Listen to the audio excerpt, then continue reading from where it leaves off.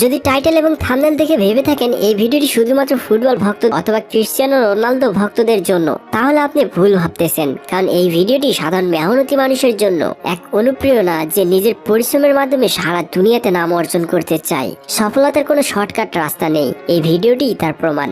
বন্ধুরা, আজকের এই ভিডিওতে জানবেন একজন গরিব মালির ছেলে কিভাবে পৃথিবীর সবচেয়ে দামি খেলোয়াড় হয়ে উঠলেন। কথা দিচ্ছি, ভিডিওটি শেষ পর্যন্ত দেখলে আপনার জীবনে অনেক উপকারে আসবে। যদি তা না হয় তাহলে ভিডিওটিতে একটি ডিসলাইক দিয়ে চলে যাবেন। ভিডিওটি শুরু করার আগে জানতে চাই আপনার প্রিয় ফুটবলারের নাম কি, সেই নামটি অবশ্যই কমেন্ট করবেন। এবং সবসময় সবার আগে এমন নতুন নতুন ভিডিও পেতে চাইলে আমাদের চ্যানেলটি সাবস্ক্রাইব করুন এবং পাশে থাকা বেল আইকনটিতে ক্লিক করুন। ইনি হলেন দুনিয়ার সব থেকে সেরা ফুটবল খেলোয়াড়, নাম ক্রিশ্চিয়ানো রোনালদো। আপনাদের মধ্যে খুব অল্প কিছু মানুষ হয়তো এই মানুষটিকে চেনেন না, কিন্তু ফুটবল ভক্তদের কাছে এই মানুষটি তাদের নিজের থেকেও বেশি প্রিয় একজন মানুষ বা সুপার হিরো। আপনি জানলে হয়তো চমকে যাবেন, এই মানুষটি শুধুমাত্র ফুটবল খেলে প্রতি বছর প্রায় 920 কোটি টাকারও বেশি আয় করেন। জি হ্যাঁ, প্রায় 920 কোটি টাকা, তাও আবার মাত্র এক বছরে। কিন্তু আপনি হয়তো এটা জানেন না, সফলতার স্বর্ণশিখরে ওঠা এই মানুষটির ছোটবেলাটি কেটেছে বস্তির একটি দোচালা টিনের ঘরে। আজকে আমি আপনাদেরকে ক্রিশ্চিয়ানো রোনালদোর জীবনের এমন কিছু অজানা তথ্য জানাবো যেটা হয়তো এর আগে আপনি কখনোই দেখেননি। সবার প্রথমে জেনে আসি ক্রিশ্চিয়ানো রোনালদো কে। এই মানুষটির জন্ম 5 ফেব্রুয়ারি 1985 সালে পর্তুগালের অঞ্চল শহরে হয়েছিল। ক্রিশ্চিয়ানো রোনালদোর পুরো নাম ছিল ক্রিশ্চিয়ানো রোনালদো দোস স্যান্টোস। রোনালদোর বাবা জোসে দিনিস আভাইরো আমেরিকার অ্যাক্টর এবং প্রেসিডেন্ট রোনালদো রেগানের অনেক বড় ভক্ত ছিল, তাই তার নামেই নিজের ছেলের নাম রেখেছিলেন রোনালদো। রোনালদো পর্তুগালের নাগরিক। রোনালদো জুভেন্টাস এফসি ক্লাবের হয়ে খেলেন এবং তিনি পর্তুগাল জাতীয় ফুটবল টিমের ক্যাপ্টেন। আর ক্রিশ্চিয়ানো রোনালদোর ইনকাম এত বেশি যে তিনি লাক্সারিয়াস বাংলোতে থাকে এবং দুনিয়ার সবথেকে দামি দামি গাড়িতে চলাফেরা করেন। কিন্তু আপনারা এই কথাটি জানলে অবাক হবেন যে সব সময় রোনালদোর জীবনে এমন সুখের ছিল না। রোনালদোর এখানে আসার গল্পটা কোনো স্যাড মুভির গল্প থেকেও কম কিছু নয়। রোনালদো ছোটবেলায় পুরো পরিবারের সাথে একটি ছোট টিনের ঘরে কাটিয়েছেন। তার পরিবারে তিনি ছাড়াও তার মা, বাবা, 2 ভাই এবং 1 বোন ছিল। এক সাধারণ পরিবারে জন্ম নেওয়া রোনালদোর পিতা নিজ এলাকায় একটি বাগানে মালির কাজ করত। সেখানে তিনি গাছে পানি দিতেন এবং গাছের ডালপালা ছাঁটাই করতেন। খুব ছোটবেলা থেকেই রোনালদো ফুটবল খেলা শুরু করেন এবং খুব ছোটবেলা থেকেই ফুটবলের প্রতি তার ভালোবাসা জন্মে। ছোটবেলা থেকেই সে ভালো ফুটবলার হওয়ার স্বপ্ন দেখতেন, এর জন্য তিনি বিছানার পাশে ফুটবল নিয়েই ঘুমাতেন। রোনালদোর ফুটবলের প্রতি এমন আগ্রহ দেখে মাত্র 8 বছর বয়সে অ্যান্দ্রোরিনাহা ক্লাব তাকে দলে নেয়। রোনালদোর মায়ের নাম মারিয়া। রোনালদোর মা মারিয়া রোনালদোকে ছোটবেলায় ক্রাই বেবি বলে ডাকতো, কারণ ক্রিশ্চিয়ানো রোনালদো যখন ছোটবেলায় ফুটবল খেলায় হেরে যেত অথবা খেলায় ভালো স্কোর করতে পারতো না, তখন রোনালদো মাঠের মাঝেই কান্না শুরু করে দিত। রোনালদোর স্ত্রীর নাম জর্জিনা রদ্রিগেজ এবং তার 4টি সন্তান আছে, 2টি ছেলে এবং 2টি মেয়ে। ছোটবেলায় রোনালদোকে ক্লাসের থেকে বেশি ফুটবল খেলার মাঠেই খুঁজে পাওয়া যেত। ফুটবল খেলায় তিনি এতটাই মগ্ন ছিলেন যে মাত্র 10 বছর বয়সেই পর্তুগালের সব থেকে বড় ফুটবল ক্লাব রোনালদোকে তাদের ক্লাবে জয়েন করে নেন। এখানে রোনালদো একটানা 2 বছর ফুটবল খেলেন। রোনালদো বলেন, আমি প্রথমে আমার বন্ধু অ্যালবার্ট ফ্রন্টোকে ধন্যবাদ জানাতে চাই, কারণ গল্পটা এমন ছিল যে রোনালদো এবং অ্যালবার্ট একই ক্লাবের হয়ে খেলতেন। একদিন যখন অফিসিয়াল ভাবে স্পোর্টিং লিসবন একটি ট্রায়াল নিতে আসেন, তখন তারা পরিষ্কারভাবে বলে দেয় যে সব থেকে বেশি গোল করতে পারবে শুধুমাত্র তাকে আমাদের একাডেমিতে অ্যাডমিশন দিব। সেই খেলাতে রোনালদোর টিম 3-0 গোলে জিতে যায়, যেটাতে প্রথম গোলটি রোনালদো নিজেই করেন এবং দ্বিতীয় গোলটি তার বন্ধু অ্যালবার্ট করেন এবং তৃতীয় গোলটি সবাইকে ইমপ্রেস করে দিয়েছিল। আসলে তৃতীয় গোলটি করার সময় অ্যালবার্ট একাই বলটিকে গোলকিপারের কাছে নিয়ে গিয়েছিল এবং গোল করার জন্য শুধুমাত্র একটি পুশ করার প্রয়োজন ছিল, কিন্তু অ্যালবার্ট গোল করেননি, বরং বলটি রোনালদোকে পাস করে দেন। এতে করে রোনালদো বলটিকে নিয়ে গোল দেন এবং তিনি অ্যাডমিশনও পেয়ে যান। পরে রোনালদো তার বন্ধুকে জিজ্ঞেস করেন সে এমনটা কেন করেছিল। তখন অ্যালবার্ট উত্তর দেন, রোনালদো তার থেকে অনেক ভালো ফুটবল খেলোয়াড়। এই ঘটনার পরে তাদের বন্ধুত্ব আরো মজবুত হয়ে যায় এবং তারা এখন পর্যন্ত খুব ভালো বন্ধু হয়ে আছে। রোনালদোর এত ভালো খেলা দেখার পর স্পোর্টিং লিসবনের সিনিয়র অফিসার তার সাথে 15 পাউন্ডের একটি চুক্তিতে সই করেন। এই ক্লাবটি পর্তুগালের রাজধানী লিসবনে ছিল, আর এর জন্যই রোনালদোকে মাত্র 12 বছর বয়সেই পুরো পরিবারকে ছেড়ে পর্তুগালের রাজধানী লিসবনে গিয়ে থাকতে হয়েছিল। নিজের পরিবারকে ছেড়ে চলে যেতে অনেক কষ্ট হয়েছিল তার। যখন রোনালদো 15 বছরের হয়ে যায়, তখন তার বাবা মা বুঝতে পারে রোনালদোর হার্টে একটি সমস্যা হচ্ছে। যখন তাকে ডাক্তারের কাছে নিয়ে যাওয়া হয়েছিল, তখন ডাক্তার বলেন তার হার্টে অনেক বড় সমস্যা আছে। এই কারণে তাকে ডাক্তার বেশি দৌড়াদৌড়ি এবং ফুটবল খেলতে বারণ করে দেন। শেষমেশ ডাক্তার বলেন তার হার্টে সার্জারি করতে হবে, অথবা সারা জীবনের জন্য তাকে ফুটবল খেলা ছাড়তে হবে। যে ছেলেটি 8 থেকে 10 ঘন্টা প্রতিদিন ফুটবল মাঠে কাটায় সে স্বপ্নেও ফুটবল খেলা ছাড়ার কথা ভাবতে পারে না। সেই জন্য সে দ্বিতীয় অপশনটি বেছে নিয়ে ডাক্তারকে হাড়ের অপারেশন করার জন্য বলেন। এই অপারেশনে তার মৃত্যু হতে পারত।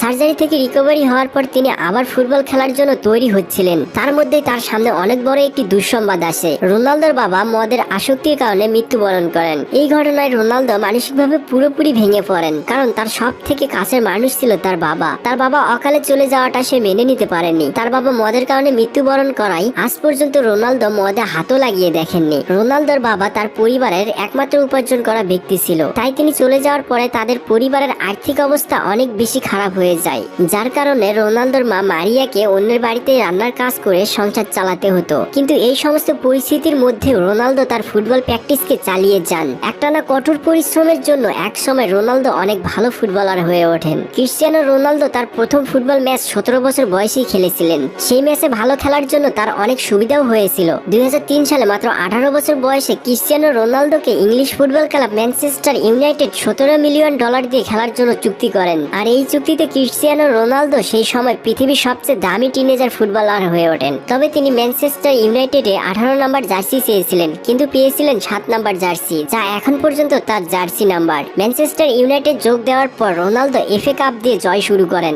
তারপরে টানা 3 বার প্রিমিয়ার লিগ টাইটেলস, একবার চ্যাম্পিয়ন লিগ টাইটেলস এবং টিমকে ফিফা ওয়ার্ল্ড কাপও জিতান তিনি। 2009 সালে রিয়াল মাদ্রিদ ম্যানচেস্টার ইউনাইটেডকে $132 মিলিয়ন দিয়ে রোনালদোকে তাদের দলে নিয়ে নেন। এটা সেই সময় যে কোনো ফুটবল খেলোয়াড়ের জন্য এক্সপেন্সিভ অ্যাসোসিয়েশন ফুটবল ট্রান্সফার ছিল।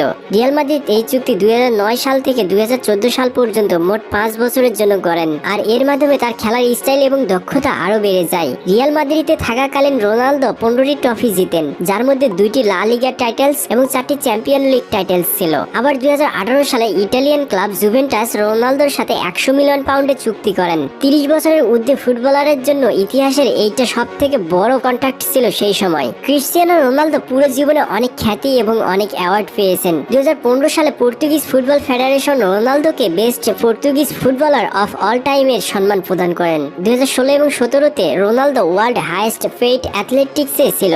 রোনালদো টাইম ম্যাগাজিনের সেরা 100 জনের তালিকাতে অন্তর্ভুক্ত ছিলেন। রোনালদো পৃথিবীর একমাত্র খেলোয়াড় যে প্রথম 5টি চ্যাম্পিয়ন লিগ টাইটেল জিতেছেন, 2টা ম্যানচেস্টার ইউনাইটেডের হয়ে এবং 3টি রিয়াল মাদ্রিদের হয়ে। কিন্তু এত টাকা এবং নাম কামানোর পরেও আপনি জানলে অবাক হবেন যে ক্রিস্টিয়ানো রোনালদো এই টাকাগুলো শুধুমাত্র নিজের আরামাইশের জন্য খরচ করেন না, তিনি তার টাকা সামাজিক কল্যাণের জন্য খরচ করেন। বলা হয় তিনি তার নিজের উপার্জনে একাই একটি অনাথ আশ্রম চালান, যেখানে 600-টিরও বেশি বাচ্চার খরচ নিজেই বহন করেন। নভেম্বর 2012-তে রোনালদো তার গোল্ডেন বুট নিলামে তুলেছিলেন। সেই নিলামে তার গোল্ডেন বুটটি প্রায় 14 কোটি টাকা দিয়ে বিক্রি করেন, আর সেই টাকা দিয়ে তিনি গার্জাতে একটি স্কুল তৈরি করেন। ক্রিস্টিয়ানো রোনালদো সবসময় মদ সিগারেট থেকে দূরে থাকেন এবং তিনি তার শরীরে শুধুমাত্র এই কারণে ট্যাটু করেন না যে তিনি একজন নিয়মিত ব্লাড ডোনার। বলতেই হচ্ছে রোনালদো, তুমি সত্যি একজন মহৎ মানুষ, তোমাকে সেলুট জানাই। এই অসাধারণ খেলোয়াড় দুনিয়ার সব থেকে ভালো খেলোয়াড় হওয়ার সাথে সাথে নামি দামি ব্যক্তিদের মধ্যেও একজন।